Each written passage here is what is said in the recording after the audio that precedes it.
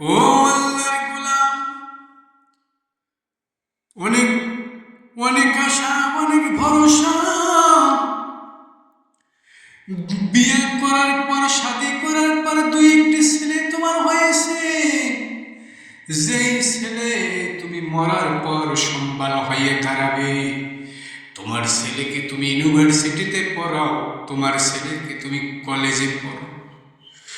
যদি তোমার একটি ছেলে হাফেজ কোরআন হইতো, যদি একটি ছেলে মাওলানা হইতো রে ভাই, ওই মসজিদে যেয়ে, ওই মাহফিলে যেয়ে, ওই দোয়া অনুষ্ঠানে যেয়ে তুমি বাপের জন্য, তুমি মায়ের জন্য দোয়া করো। আজকে তো আমরা সেইগুলি বুঝি না, নবীর সমস্ত হাদিস ভুলে গেছি।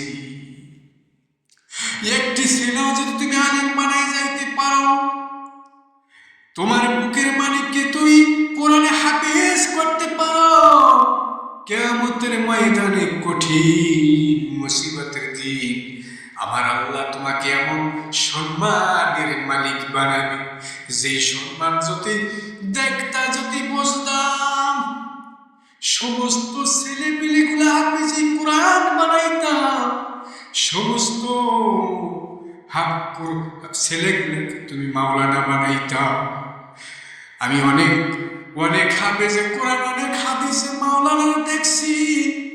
সমস্ত ছেলেগুলা মেয়েগুলা হাফেজ কোরআন বানাইছে, আর বলে আমার দুনিয়ার কোনো ইউনিভার্সিটি দরকার নেই, দুনিয়ার কোনো শিক্ষিত দরকার নাই, যে কোরআন পাঠ করিয়েছ আমার ভাই। একটি ছেলেও হইল মাদ্রাসায়